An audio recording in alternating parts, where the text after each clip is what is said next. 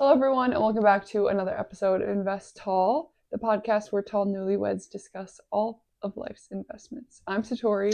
And I'm Parker. And in addition to talking about how we want to invest our finances, we also want to talk about how we invest in ourselves and in our relationships as we navigate this new life living and working in Europe. We are talking about our top 3 investments for 2026. Ooh, very exciting. It's still January, so we're still on this reset mindset type of thing for the theme of this month. For sure. And we're going to go through our 3 top investments. All right, to start the episode off, we are going to talk about our first investment for 2026, which is, drumroll please, respect. Oh! Yeah, well, gotcha there. You thought we were going to talk about, a stock to invest in, but no, we're talking about respect. Maybe an ETF of some sort. This is something that you should be adding to your portfolio, but in real life. Oh, good, yeah. Sorry, I tried it out. For us, this is both a macro and micro trend that we want to invest in for 2026. For the under the microscope, we think that respect can come into your everyday life in all different aspects, whether it's just brushing up against someone in the grocery store or in your relationship with your partner. I think respect can go a long way of just keeping a healthy relationship with your spouse, with your loved ones, whoever that may be. Respect, like Parker said, on the micro scale in a relationship is very important. He talked about like little run-ins at the grocery store with other people, but in a relationship, it's the small things that really matter. In a relationship, it's important to notice the small things that your partner is interested in, and I think that comes with passions. A big part of respect is showing that you care about the small things that your partner is passionate about, or just small things that they're interested in daily. And I think this is something that can get overlooked in a relationship just because you're both maybe so busy throughout the day, or you just don't take the time to really focus on what maybe your partner is interested in. And so I think on a smaller scale, even if it's a couple minutes, spending time to ask about, what they thought about that day that interested them, or something new that they learned, or just anything that they were passionate about that day, that they could, that you yourself could spend a little bit more time thinking about or just acknowledging. And I think that's a good basis for respect in a relationship. Yeah, respect is not just avoiding disrespect. It's not just being neutral. It's actually going out of your way to show that you are interested and want to hear about maybe their passions, their ambitions, their goals, things like that. Maybe it's me playing one game of Fortnite with Parker. Ooh, we should do that. All right, yeah. All right, duo victory royale coming in hot. Yeah, the relationship piece is really important, but also from a macro scale, one thing we want to bring into 2026 is just the general respect of giving others the benefit of the doubt, especially when you don't know them. Just being kind to others, being compassionate. We think it starts with just having that basic respect for humanity, kind of believing the best in people, especially when we're out in public. And, people are moving through the grocery store slow, or if you're out in public and someone comes up and talks to you in a different language, which happens a lot, and taking the time to try to understand what they're saying instead of happened to Parker yesterday. Instead of just kind of saying that you don't speak their language and leaving, things like that. It's just assuming that people have good intentions and respecting that they are also humans, I think can go a long way. And can create a better world that we actually would want to raise kids in.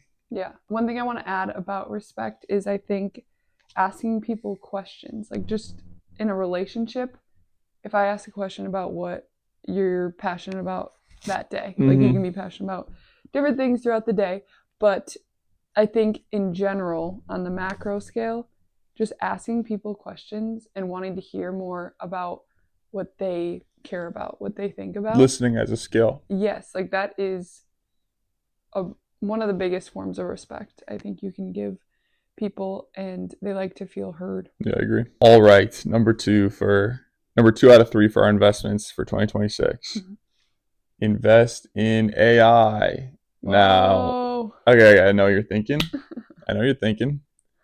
that was so 2025, Parker. Like that was in the past. Yeah. We already invested in some AI companies. There might be an AI bubble. I don't want to put any more money into that because it might pop, all these things. I'm not talking about investing in AI companies, where this isn't like necessarily a big where to put your money podcast, I would say. What I'm talking about is invest in the use of AI, especially where it can help you efficiently run your household, manage your finances specifically. We think there's some super cool AI tools out there now that are free to the public. And if you're not utilizing those to kind of better your life, I think you're missing out. Yeah. I mean, they're already all out there. Exactly. So it's kind of like you might as well use them to your advantage and use them in the right way. Yeah, there's definitely a right and a wrong way to use all these AI tools, but when it comes to your financial life, it can be a huge tool and asset for security, automation, catching costly mistakes. I mean, we've been seeing people using it recently to help with taxes. As April's coming up and tax season is upon us, we're starting to get those documents back from our employers, things like that. I think using AI tools to kind of judge where you're at before those refunds or payments hit in April, I think is really important. And it can help you a lot. And if you're scared of, feeding these AI bots too much of your personal data, you have privacy concerns, that's totally understandable. But it doesn't have to be your data. You can ask hypothetical questions and it can give you the same exact situations and answers. We've even seen some investment portfolio companies and platforms that have been rolling out like generative AI tools within their platform where you can input prompts and create your own ETFs and I guess investment strategies. And we think that's really cool. Yeah, it is.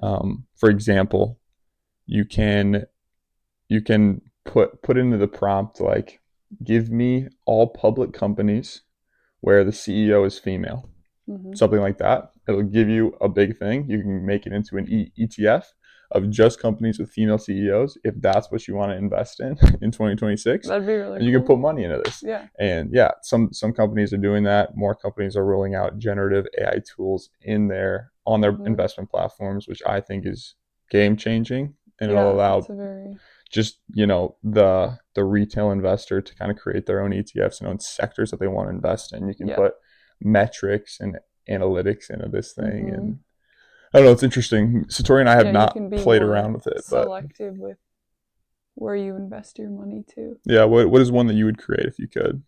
What do you look for in a company? The female CEO. That's a cool prompt. Should we make it? Yeah, low key. Let's do that.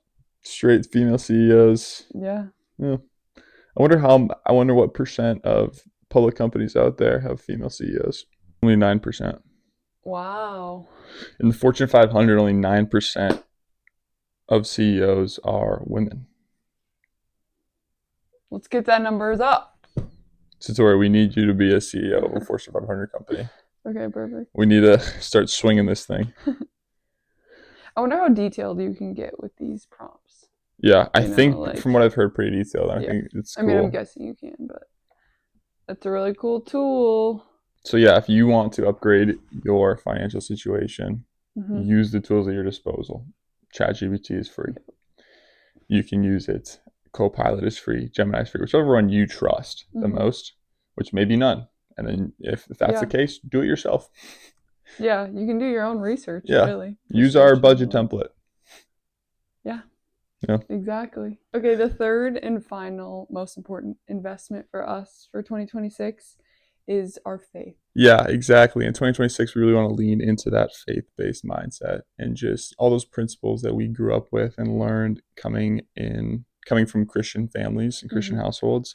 We think is very important, especially in 2026. It even goes back to the respect we were talking about earlier of just making this world a better place for our future family.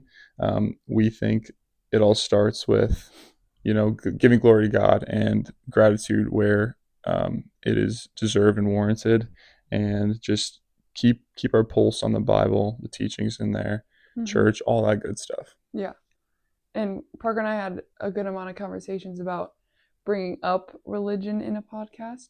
Do we keep it just financial or what we do with our time? But this is a big way that we invest our time and our thoughts and what we base our. Yeah, it's hard to have an investment podcast Yeah. where we talk about life's investments without talking about this big piece of our life. Exactly. So no matter what you are, Christian, Jewish, Muslim, it doesn't matter. But a lot of our core values come from our faith. Yeah. And I think it would be hard to not discuss it, especially when we're talking about our 3 biggest investments for the year, because it's been one of our core investments our whole life. Yep. Doesn't matter what you are is what we're saying, kind of. But a lot of these religions have very good values, very good faith-based attributes. Bottom line, love each other. That's what the Bible teaches. Yep. So that's what we're going to try to do in 2026. And we encourage everyone to invest in your faith, invest in your spiritual journeys. Those are our top 3 for the year. Comment down what your top 3 are, or anything that you guys want to hear from us, any other comments that you want to add. If you like this episode, please don't forget to drop a like, comment, and subscribe wherever you're listening or watching from. Please don't forget to go check out our website as well as our budget template. We hope that that's a top investment for you this year, is a little bit of budgeting as well. We hope to see you guys in the next episode. Life's short. Stay tall.